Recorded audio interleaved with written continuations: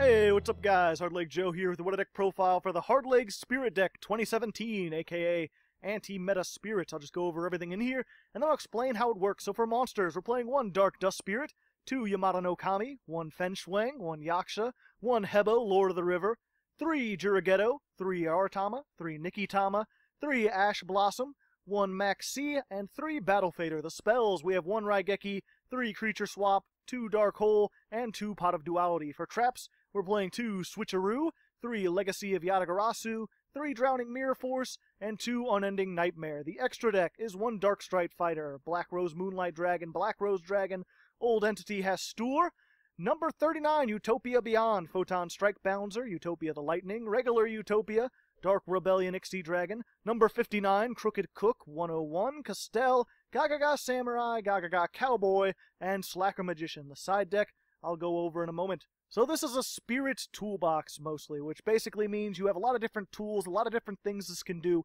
and you're reacting to your opponent. You're gauging what they do, and then you're responding. And that's why you normally want to go second with this deck.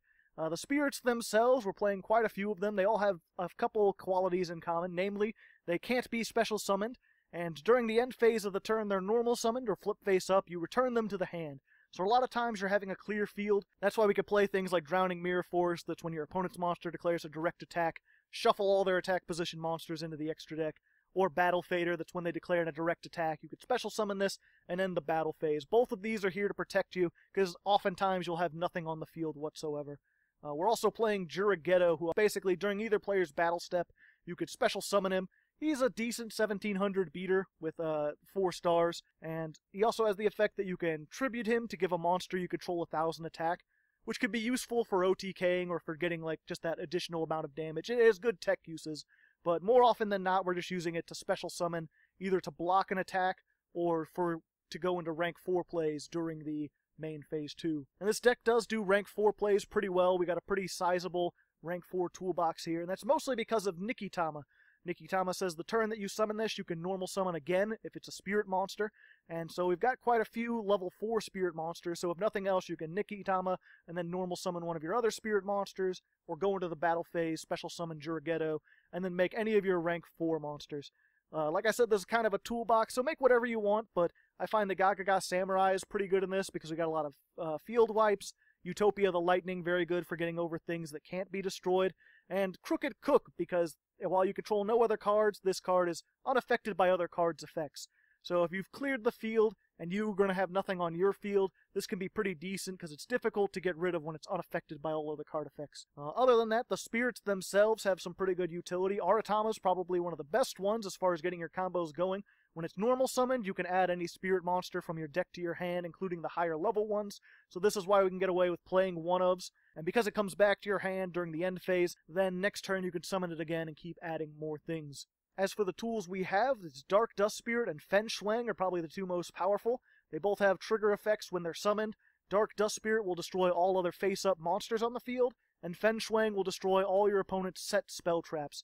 So depending on what they have, you search out whichever one you need. In addition, there's a cool combo with Nikitama.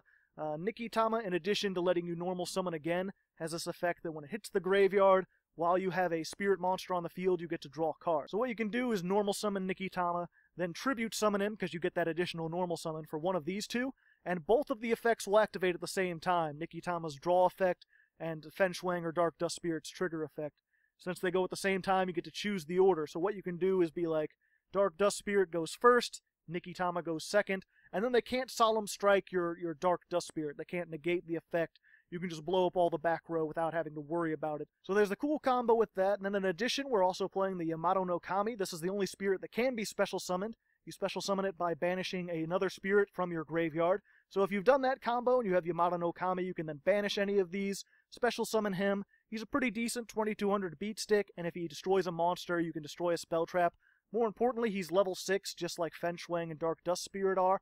So, if you've already used this effect, you don't want to use it again, you can always use it to make rank 6 monsters. We only got 2 of them, Photon Strike Bouncer and Utopia Beyond. Photon Strike Bouncer can negate a monster effect during your opponent's turn and inflict 1000, and Utopia Beyond makes everything 0 attack when it's summoned. In either case, you usually summon these when you've already wiped their field clean, and both can be very difficult to deal with if your opponent's top decking or has very little resources remaining. The other two spirits we got in here are Yaksha and Hebo. They're both kind of beat sticks with 1900 and 1800 respectively. Yaksha's pretty good because when it's normal summoned, you can target one spell trap your opponent controls and return it to the hand. This can be good for dealing with pesky continuous effects, or just if they have one back row, especially if they're playing things like Mirror Forces, you could send that back to the hand and then attack without having to worry. Hebo, meanwhile, lets you target a monster your opponent controls, and it's treated as a spirit. So during the end phase, it'll return to its opponent's hand. Good for getting rid of, really, any high attack monster that took some resources to summon. Also a cool combo with this, we're playing Legacy of Yatagarasu. This is just draw power. You can either draw one card normally, or if your opponent controls a spirit monster, you can draw 2 cards. So they make your opponent's monster a spirit monster, then you can activate this and draw 2 cards instead of 1.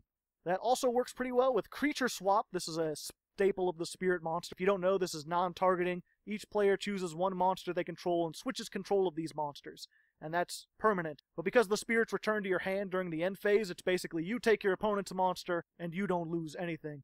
More importantly with this, if you can like normal summon Nikitama, use Aratama to grab like another Nikitama, and then Creature Swap, if you give them the Nikitama and attack into it with whatever monster you got from them, it'll hit the graveyard while you control a spirit, so you could draw a card and get even more pluses off of stealing their monster. Likewise, we're also playing this newer card, Switcheroo. This is a trap. It's if you and your opponent control the same number of monsters, switch control of all of those monsters. I only played it 2 because it can be kind of situational. Sometimes they'll swarm the field when you can't, but when you use this properly, it can be really, really devastating. You can pretty easily put on 3 monsters in one turn by Nikitama into one of your spirits, and then summoning Jurigetto during the damage step. And because it's a trap, you could set one and pass, and then activate it as soon as their draw phase to steal some big monster. Really, really powerful in certain situations. And likewise, that and Creature Swap are going to let your Legacy of Yatagarasu draw you 2 cards, since they'll have your spirit monsters. Other than that, everything else is just kind of a tech card. We're playing the Ash Blossom and Joyous Spring because it's the best hand trap at the moment. Basically, during either player's turn, if your opponent would activate a card effect that would either add a card from the deck to the hand, special summon a card from the deck, or send cards from the deck to the graveyard, you can negate it. So this just stops them from doing anything related to the deck. They can't draw, they can't search, they can't send to the graveyard. It negates things like Pot of Desires, it negates things like That Grass Looks Greener. Really, really strong. But of course, this is your tech slot if they're not running any of those cards. That's why we're running 3 Ghost Ogre, 3 Effect Veiler, and 3 Skullmeister in the graveyard. If you're unfamiliar with these, Effect Veiler you can discard during your opponent's main phase to negate one of their monster effects. Ghost Ogre can destroy a card when it activates its effect. And Skullmeister you can discard to stop an effect that activates in the graveyard. So this deck really comes alive during the side decking. After you've played your opponent, if this wasn't particularly useful, you could swap out for one of these other hand traps that will help you just as well. And of course, Skullmeister is a level 4, so he works well with all your rank 4 plays. Ghost Ash is also a level 3 tuner, which is why we can make those level 7s if you get her plus a Jurigetto or any of your other level 4 monsters out on the field. Also a Battle Fader plus her is how we can make the old Entity Hastur. And if you swap that out for Ghost Ogre, it doesn't change everything because it's a level 3 tuner as well. Other than that, we've also got the 1 Max C, which is just draw every time your opponent special summons. Battle Fader, if your opponent's monster declares a direct attack, special summon it, and the battle phase. Pretty good in general because you have no monsters on the field for negating attacks, but it's also a great creature swap target. You can swap it with like a Blue Eyes and then attack into it and do 3,000 of them. Same thing with Switcheroo. If you could summon this and Jurigetto during the battle phase, you can steal 2 monsters. It's tribute fodder for either Dark Dust Spirit or Fenshuang, so pretty good just in general. We're also playing the Triumvirate of Destruction, 2 Dark Holes, 1 Raigeki, just clearing the field, more pluses. Pot of Duality is pretty good. We don't special summon that much in this deck. Oftentimes you can get away with just using your normal summon and special summon during your opponent's turn. And then finally, Unending Nightmare, a newer card. This is you can pay 1,000 life points, target 1 face-up spell trap on the field, destroy it. You can use this once per chain, but you can use it multiple times for turns. And we're gaining life points with Jurigetto. I don't think I mentioned that when it's special summoned, you gain 1,000 life points. So it works pretty well with this. And because we're destroying set trap cards with Fenshuang, this can be good for taking care of those field spells and continuous spell traps, the pendulums that Fenshuang can't take care of. We're only playing it at 2, both because we draw so much in this deck, and also, once you've got 1 out, you can use it multiple times. So you're pretty good. You don't really need to run it at 3, but we do have a third one in the side deck. So if you're running against something that's heavy spell traps, you can add one of those. Likewise, if you're finding that like Dark Dust Spirit or Fenshuang in particular is really useful to you, we've got extra copies of those in the side deck. And then finally, Gamecill, the Sea Turtle, just a kaiju to get rid of things like Raid Raptors that can really be tough for this deck. And of course, because you've got Creature Swap and Switcheroo and things like Hebo that let you return cards to the hand, this can be pretty good because not only can you get rid of their stuff, but then you can get it back and use it to attack into something like a Battle Fader. So there's your deck for this week. I hope you enjoyed it. Really fun deck. Spirits are one of my personal favorites. Next week, I have no idea what I'm doing. Probably another Patreon request, but we'll have to see. It'll be a surprise. Until then, good luck and have fun.